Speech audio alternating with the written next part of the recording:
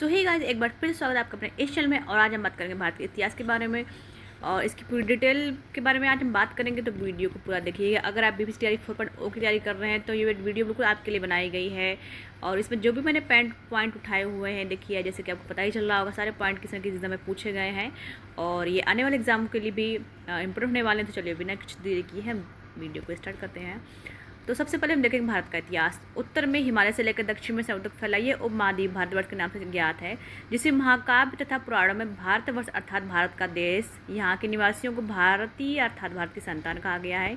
यूनानियों ने भारत को इंडिया तथा मध्यकालीन मुस्लिम इतिहासकारों ने हिंद अथवा हिंदुस्तान के नाम से संबोधित किया। ठीक है, इसको मध्यकालीन मुसलमानों ने क्या बोला है? हिंदुस्तान बोला है। और यूनानियों ने इसे क्या बोला है? भारत को इंडिया बोला है।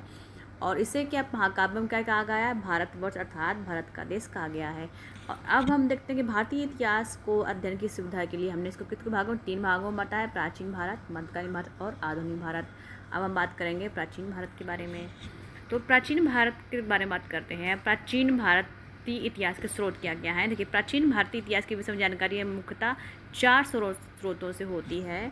धर्म ग्रंथों से होती है, ऐतिहासिक ग्रंथ से होती है, विदेशियों के विवरण और पुरातत्व संबंधी साक्ष्य। अब हम बात करेंगे धर्म ग्रंथ ऐतिहासिक ग्रंथों से मिलने वाली महत्वपूर्ण जानकारी के बारे में।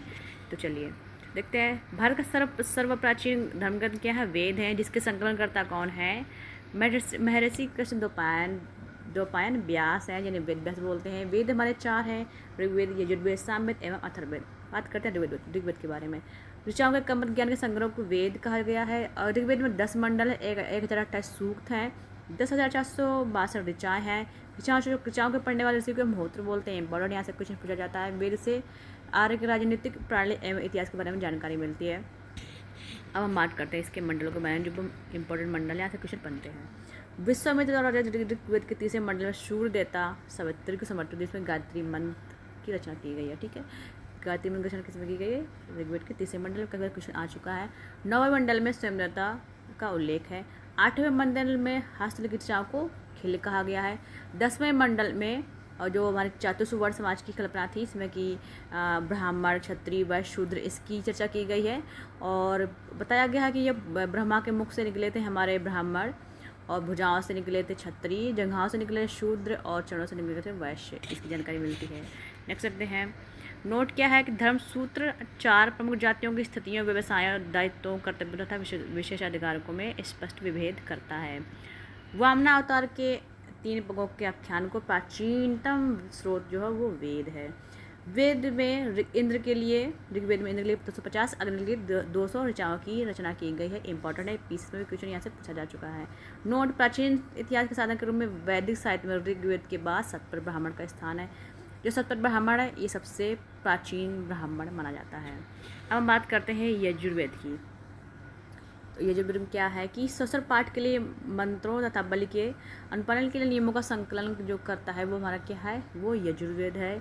इसके जो पाठ करता है इसको हम बोलते हैं अधर्वी बोलते हैं। ये गद्य में पद्य दोनों में है, ये पॉइंट इंपॉर्टेंट है। सामवेद की बात करते हैं, इसे भारतीय संगीत का जनक कहा जाता है।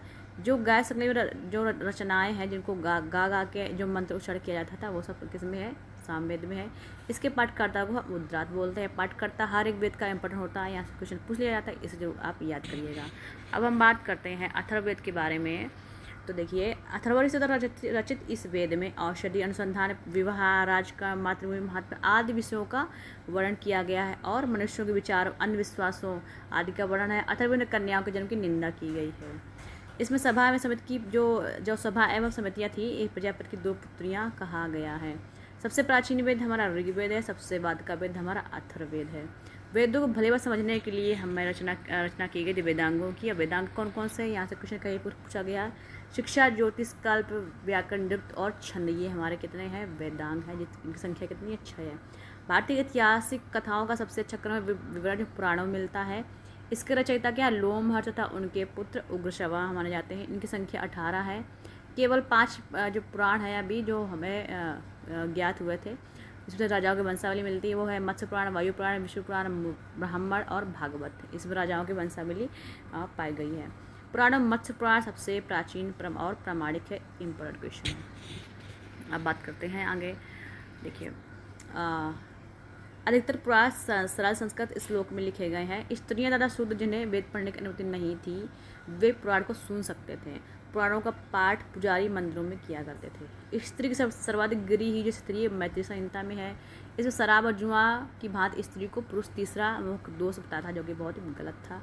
अब पढ़ना पड़ता है जो भी चीज़ें हैं। सत्य ब्रह्म में स्त्री को पुरुष का अर्धांगिनी कहा गया है। नेक्स्ट देखते हैं। स्मृति ग्रंथों में सबसे प्राचीन प्रमाणिक मनुस्मृति मानी जाती है। कौन सी? मनुस्मृति। आपने इसका नाम सुना ही होगा। ये शुंग काल का मानक ग्रंथ है। नारद स्मृति गुप्त युग के समय जानकारी प्रदान करता है। जातक कथा से बौद्ध धर्म से संबंधित था। उसमें क्या है? बुद्ध की पुनर्जन्म की कहानी वर्णित है।